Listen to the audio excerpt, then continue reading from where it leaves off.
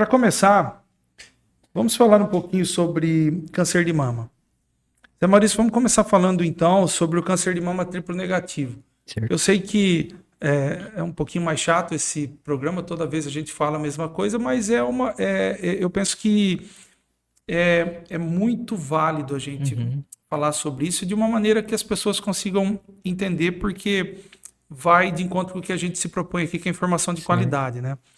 Falando do Ascent, então, o Ascent é um trabalho que avalia o sacituzumab govitecano associado ao pembrolizumab versus a quimioterapia mais o pembro em pacientes com câncer de mama triplo negativo e PDL1 positivo, né? Uhum. Então, foi um trabalho que é, eles fizeram, eles têm um N grande também, com 443 pacientes, e até agora me parece que teve bons resultados, não é? Tiveram. E saiu o resultado preliminar Sim. do estudo, né? A ideia é avaliar primeiro o tempo livre A sobrevida a livre de sobrevida de progressão, progressão, né? exatamente. E depois a sobrevida global, né? Exato, isso. Então, para quem está assistindo a gente se habituar, né, ou se localizar, a gente tem os três tipos de câncer de mama. Aqui a gente está falando do tipo do triplo O triplo negativo, que negativo, isso normalmente é o mesmo. tipo que as pessoas têm um pouco mais de medo, É. aquela o tipo de câncer que é um pouco mais agressivo. E só voltando um pouco, acho que ano passado, ou outro ano, não me lembro, a gente já falou a respeito da introdução da imunoterapia Isso. na Uhum. neoadjuvância do triplo negativo, lembra? Então a gente Sim, sim, falava só da quimioterapia e de repente a gente exato. começou a falar que a gente estava fazendo já a imunoterapia Imuno. junto à quimio, né? A imunoterapia, que é um tratamento mais novo, boa parte dos pacientes já às vezes pergunta, já vem atrás da gente para saber. No câncer de mama, a principal indicação dele vem dentro do triplo negativo e a gente tinha ele como uma alternativa de tratamento para os pacientes que já têm metástase, É, né? E, e a gente passou também a fazer na neoadjuvância em algumas situações específicas. sim. Mas aqui a gente está falando do paciente que infelizmente já tem a metástase, certo? Hoje, o padrão seria você fazer para quem tem a gente faz uma dosagem do paciente, do tumor do paciente e ver o índice de PDL1 dele. Né? Isso a gente pede através de imunistoquímica, que é através da própria biópsia do paciente, a gente vai avaliar isso. Aqueles pacientes que têm o E tem PDL1 sido cada positivo, vez mais frequente a gente pedir o PDL1 só de passagem, né? Eu acho que isso. para uma gama grande de tumores, né? Uhum. Para o paciente que é metastático, é obrigatório a gente pedir, né? Exatamente. Agora, para uma gama de hoje, a gente tem pedido para outros tumores também. Né? Então, para o câncer do triplo negativo, a gente pedia no metastático e dependendo desse valor, a gente associava ou não o pembrolizumab à quimioterapia. Eu digo a imunoterapia, né? À quimioterapia. Então, você Isso. fazia os dois juntos no paciente que é positivo. Então, aqui eles testaram. A gente tem um remédio mais novo, que ela é um anticorpo associado à quimioterapia. Esse é o tal do sacituzumab. É um nome estranho, né? Mas o sacituzumab govitecan é um remédio bem mais novo que foi testado, que é um anticorpo. Ele adentra a célula e só quando ele adentra a célula ele elimina a quimioterapia, certo? Então tende-se a ser um remédio mais específico para o tumor, para o câncer, né?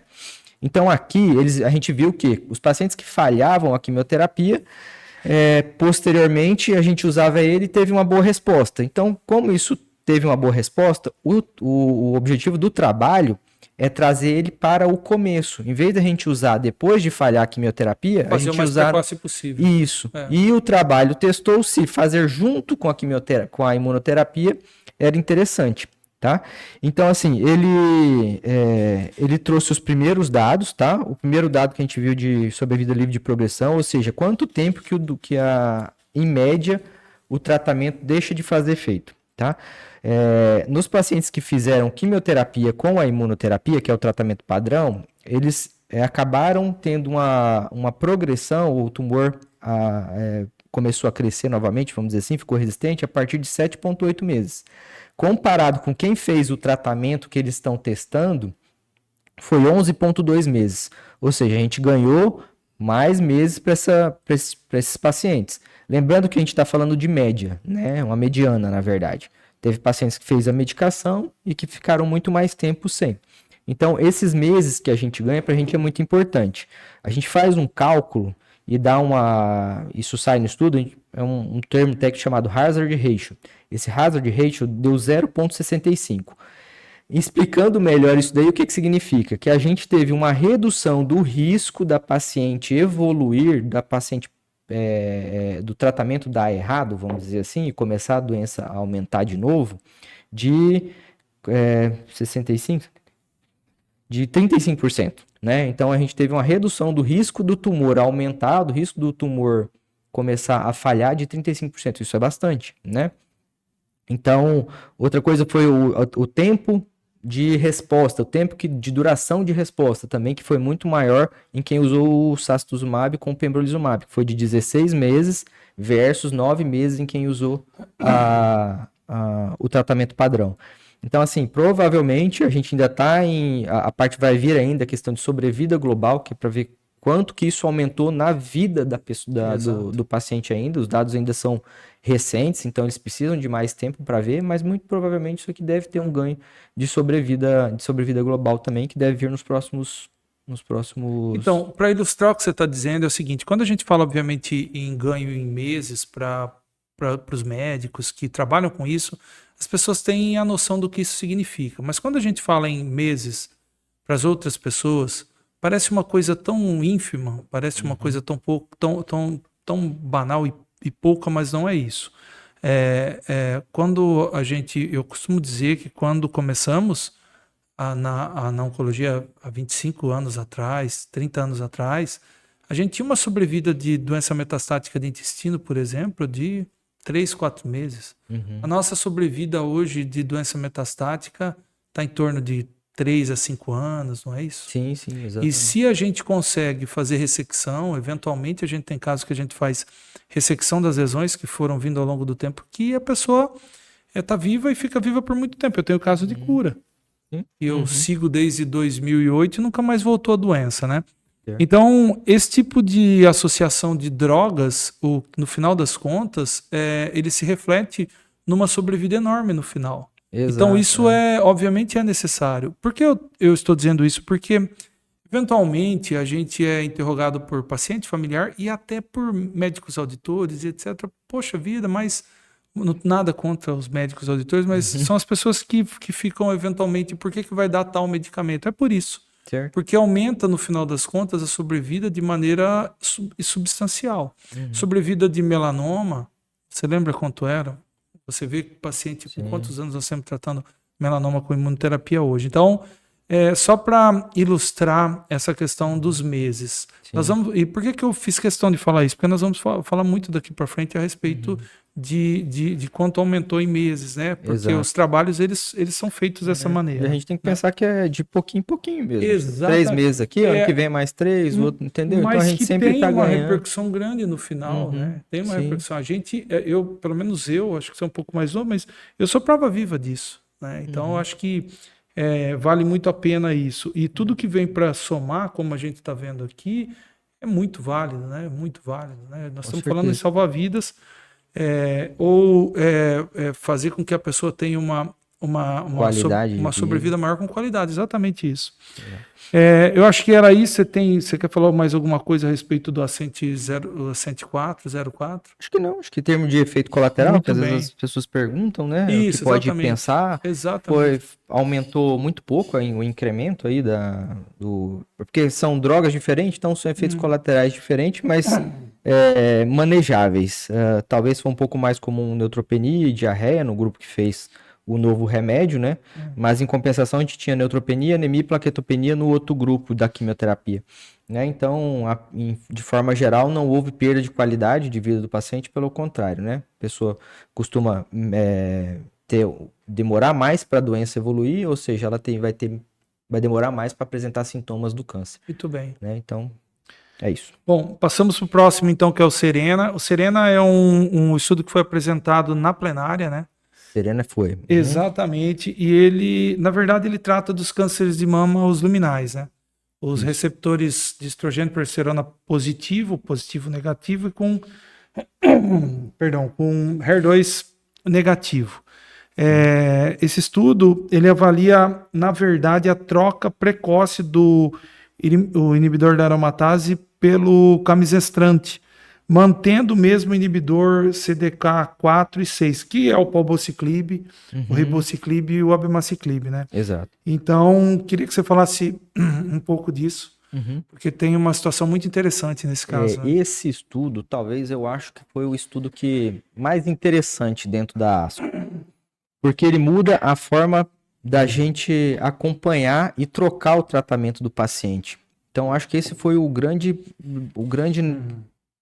diferencial do estudo, né? O que acontece? Nesses pacientes que... Aqui a gente está falando também do paciente metastático, tá? Paciente Exatamente, que já tem isso, metástase, sim, não é o exatamente. paciente inicial. Câncer de mama avançado, né? Isso, Exatamente. o tal dos luminais, que às vezes as Luminais. pessoas às vezes conhecem também. O que acontece? Nesses pacientes, hoje, a gente começa o tratamento com um remédio que serve para... a gente chama de hormonioterapia. Isso, No caso, hormonioterapia. o letrozol, anastrozol, Isso. né? Associado com o inibidor de ciclina, que é um outro medicamento mais novo que a gente tem.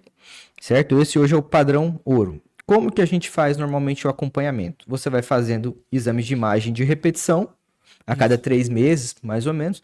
Em algum momento, se aparece uma lesão nova ou se aquela lesão que a gente está acompanhando ela aumenta, significa que o tratamento está deixando de fazer efeito, a gente troca o tratamento, tá? Uma das principais vias da doença ficar resistente ao tratamento que está sendo dado, no caso, por exemplo, o inibidor de aromatase, anastrozol, que o pessoal É o mais comum. que é o mais comum, junto com o inibidor de ciclina, por exemplo, a mutação mais comum que leva à resistência chama o ESR1. É isso mesmo. ESR1. Isso. Mutação emergente do ESR1. Exatamente. Então ele leva a ter uma mutação e essa mutação ele faz o tumor aumentar mesmo que você dê o medicamento que está bloqueando o hormônio, tá? Que é o que faria a célula dividir. Nessas situações, normalmente a gente faz a troca do anastrozol, por exemplo, por um medicamento hoje que a gente conhece como, por exemplo, fulvestranto, tá? Esse medicamento novo que foi testado, o camizestrant, ele é semelhante ao fulvestranto, só que ele é mais novo. Ele faz uma degeneração do receptor, uma degradação do receptor de estrogênio, mais importante, e ele já foi visto nos outros estudos que ele era importante em quem tinha essa mutação desenvolvida. Fazia ter, então, um mecanismo novo onde o remédio voltava a fazer efeito, certo? Então, você trocava, esse era o caminho. Aqui eles testaram. Agora, fazer, além dos exames de imagem, aí é que entra o ácido da questão. É você dosar o DNA tumoral no sangue. Ou seja, o câncer, ele elimina um pouco de DNA no sangue. E a gente consegue coletar o sangue da pessoa, da veia, e olhar e fazer um teste e ver quanto que tem desse DNA circulante. E através desse DNA circulante, identificar essa nova mutação. Então, o estudo fez o seguinte, eles fizeram tanto a coleta desse DNA do tumoral, que está no sangue, quanto fez a imagem. No momento em que eles identificavam pelo DNA do sangue que tinha mutação, eles não esperavam aparecer na imagem, que hoje seria o padrão. Eles já faziam a troca para o novo remédio. Muito bem. Isso. E aí foi feita a análise.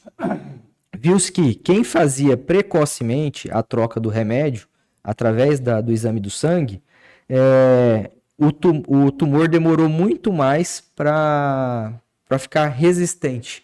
Então, eles usaram um remédio em torno de 16 meses, essa medicação, versus 9 meses em quem fez a terapia padrão. Então, a gente teve aí um ganho de 10, quase 10, não, um pouco menos. De 9 para 16, dá 5 meses, né? Mais ou menos.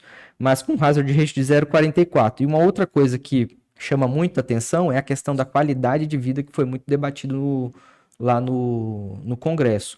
Você teve uma diferença entre os pacientes que esperavam progredir pela imagem se tornavam sintomáticos, vamos dizer assim, tinham a perda da qualidade de vida muito mais rápida. Ou seja, começava a ter dor, começava a ter falta do apetite, alguma coisa nesse sentido, mais do que quem trocou a terapia mais precoce. E isso, uma diferença muito grande, de 23 meses de perda de qualidade de vida, que demorava para ter o sintoma, versus 6 meses em quem estava fazendo a terapia padrão. 9 para 16 dá 7, né? Só corrigir. Desculpa, E de uma maneira, o N também foi substancial de pessoas que entraram, foi 3.256.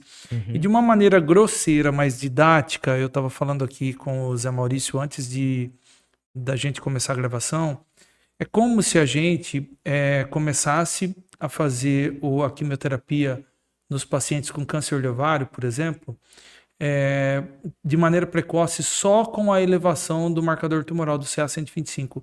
Obviamente, nós estamos falando em coisas completamente diferentes, mas que fique na cabeça das pessoas que isso é uma forma didática de entender o que nós estamos falando. Nós estamos falando, na verdade, medicina de ponta, dosagem de DNA, dosagem de mutação, é uma outra coisa. Mas veja como é importante.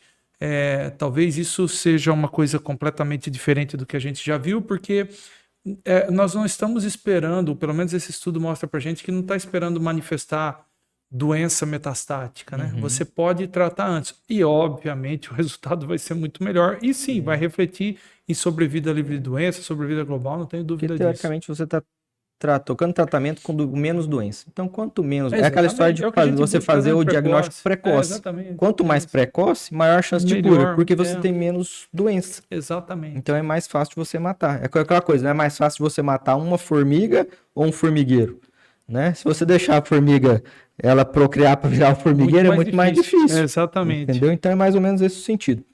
Assim, a questão, isso aí pode gerar dúvida, né? Porque isso é muito comum. O pessoal às vezes chegar, doutor, mas meu marcador tá aumentando. Exatamente. Tá? O doutor Neto falou aqui, é uma forma didática da pessoa entender. Didática, isso. O marcador tumoral, ele é diferente. O marcador tumoral, ele sobe em outras situações. Sim. Não, é um exame de prognóstico. Isso, inclusive, didático. Já foi testado, inclusive, se valeria a pena ou não. É um exemplo didático, mas é um exemplo didático, para as pessoas entenderem, tá? E para ver a importância disso, né? Porque é uma maneira diferente de você encarar a progressão tumoral, é uma maneira diferente de tratar. Sim. Provavelmente, por que eu chamei atenção nisso e estou tentando me esforçar para que as pessoas entendam? Porque provavelmente essa, na minha visão, é uma porta que se abre e não se fecha mais. Ah, não. O ctDNA já vem sendo testado em outros tumores. O principal é em câncer de cólon, né? Ele começou em câncer de cólon para predizer recidiva. Mas hoje a gente está testando em outros tipos de tumor também. E muito provavelmente nos próximos 10 anos, 5 a 10 anos, a gente vai ter isso muito mais na realidade da gente. E de outras formas também, né? Mas foi a primeira vez, foi a primeira vez em que um estudo foi apresentado no principal congresso, e foi um dos 5 principais, a plenária que a gente chama. Então isso aí vai ser provavelmente um marco, um diferencial. Primeira vez que a gente está vendo, mas a gente vai ver mais. Sim. Para a gente dar prosseguimento, vamos falar um pouco a respeito só para a gente, são 3 trabalhos de mama. Agora a gente fala sobre um trabalho de mama que explorou aquele tipo do câncer de mama que é o HER2 positivo, aquele que são 3 cruzes, super expresso, como preferirem, né? Na verdade, ele avalia se o uso do trastuzumab deruxtecano com ou sem o pertuzumab, nesse caso é com o pertuzumab, se ele supera o esquema padrão, que é o taxano mais o duplo bloqueio, né? Exato. Que é o trastuzumab e o pertuzumab em termos de sobrevida livre de progressão. E aí sim, vou falar novamente, em câncer de mama avançado ou metastático. Já falando do número de pessoas que esse estudo incluiu, foi no primeiro grupo do TDXD, foi de 383 pessoas, e na quimioterapia com duplo bloqueio, 387, um total de 770 pessoas, também substancial. E esse estudo era um estudo que era esperado, já faz um tempo que a gente está esperando ele. Já vem se arrastando, né? Isso. Porque o trastuzumab deruxtecan, ele... Nas outras testagens, que é assim, quando você desenvolve uma droga nova, normalmente ele é testado na parte final, vamos dizer assim. Você tá usando o duplo bloqueio, falhou, aí se testa ele nesse cenário, depois do duplo bloqueio. Então, quando eles fizeram na terceira linha, segunda linha, que é após essas falhas, ele dava uma resposta muito grande, às vezes muito semelhante à resposta da primeira linha. Né? Isso normalmente não é comum. O comum é que a primeira linha seja o melhor tratamento, é o que vai ajudar a manter a doença controlada mais tempo. Então, assim, estava se vendo que esse remédio, mesmo em linhas subsequentes, ou seja, com mais volume de doença, ele estava tendo resposta muito parecida com a primeira linha. Então, ele vem dando uma esperança de que viesse uma resposta realmente já muito boa. Então, ele foi testado agora, sendo o primeiro tratamento na paciente que diagnosticou a doença metastática. Ou seja, a paciente ou que diagnosticou já com doença, ou que estava em tratamento, e infelizmente a doença evoluiu, metastatizou, tá? Então, aqui foi comparado com o regime que envolve quimioterapia, que é um taxano, pode ser o docetaxel ou paclitaxel, mais o duplo bloqueio, que é o pertuzumab com Herceptin, que a gente tinha de 2012, com estudo desde 2012, tá? O braço que a gente fala de teste aqui não envolve quimioterapia. Então, é mais uma coisa para a gente falar de mais um avanço, né? Foi como se fosse um tipo de duplo bloqueio, né? O trastuzumab deruxtecan mais o pertuzumab, versus uma quimioterapia com duplo bloqueio, certo? Então, o que a gente viu aqui? Uma diferença enorme, absurda, assim, de questão de tempo de sobrevida livre de doença para o comparado. Um foi de 26,9 meses para 40 meses, então a diferença absurda, muito grande. Mesmo. Um hazard ratio de 0,56. O delta, que dessa vez até anotei, foi de 13,8 meses, ou seja, mais de um ano de diferença. De tempo de... Isso é muito difícil de se ver na oncologia. É o que a gente estava falando. Normalmente a gente vai vendo 3 meses, 4 meses de ganho. Exatamente. Você ter ganhos assim absurdos é raro. Que eu acabei de falar agora. Isso. E mais uma outra grande... E qual que é um grande benefício disso? É que algumas pacientes aqui tiveram resposta completa. O que é resposta completa? O paciente estava com uma doença metastática, começou a usar o medicamento e a doença simplesmente sumiu. Entendeu? Então, mesmo a doença metastática. Agora a gente precisa continuar acompanhando, porque pode ser que essas pacientes se curem. Então, a gente está falando de possibilidade de cura em doença metastática, né? Então, assim, é o que a gente, mais uma vez, reforça o que a gente estava falando. É o ganho de pouquinho em pouquinho que a gente vai vendo, mas hoje a gente está, há 10 a 15 anos atrás, a gente não falava de cura em doença metastática. A gente está começando a pensar nisso. São 15% de paciente, 10, 15%, mas é melhor 15 estarem curadas dentro de 100 do que zero, que era o que era antes. Então, ou seja, 15 pessoas que estão se curando. E provavelmente isso vai continuar tendo um ganho. E lá na frente a gente conseguir algo a mais, tá? Efeitos colaterais. Efeitos colaterais, sim. A parte de efeito colateral, a gente já... Como o trastuzumab deruxtecan... espera menos efeito colateral. Isso, tem o próprio do trastuzumab deruxtecan, ele pode dar uma pneumonite, que fala, que é a inflamação do pulmão, que é de certa forma comum, pode dar neutropenia, náusea, também tem os seus efeitos colaterais, mas... Queda de cabelo. Isso, mas é coisa manejável, que a gente já tem uma... No duplo bloqueio dessa maneira, já não tem queda de cabelo como teria usando uma quimioterapia em associação. Junto aqui, o docetaxel, por exemplo. Então você já começa a ter uma melhora também nessa situação. Isso. Porque assim, a queda de cabelo acontecia muito durante o período da quimio. A quimioterapia aqui no esquema do Cleópatra, você faz 6 meses, depois você para e mantém só o duplo bloqueio. Exatamente. Então você mantinha aquela alopecia nesse período, depois o cabelo às vezes voltava a crescer. O trastuzumab deruxtecan, ele pode manter uma queda de cabelo mais prolongada, né? Mas é o que eu falei, tem formas de manejar, assim, eu acho que considerando o ganho que está tendo, os efeitos colaterais foram completamente aceitáveis. São mais aceitáveis. Exatamente. Você quer falar mais alguma coisa a respeito dele? Só que dados sobre a vida global que a gente fala, isso ainda está imaturo, né? Os dados são recentes, a gente deve ter alguma atualização aí mais para frente, mas eu acho que é um estudo que vai mudar a conduta da gente, provavelmente liberando. É claro que a gente tem toda a parte de regulação interna, né, Anvisa, essas coisas aqui no Brasil, mas eu não vejo como não ter uma mudança de forma de tratamento com esses dados.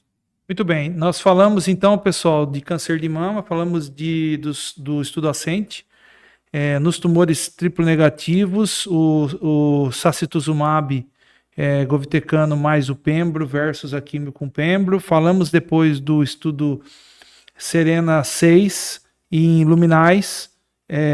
Na verdade, o uso do camisestrante mais o CDK4/6 e que esse, então, foi discutido na plenária, a gente falou muito bem a respeito desse estudo, e por fim, nós falamos do câncer de mama HER2 positivo com o DB09, que então é o duplo bloqueio, mas dessa vez com o trastuzumab deruxtecano versus a quimioterapia mais o duplo bloqueio.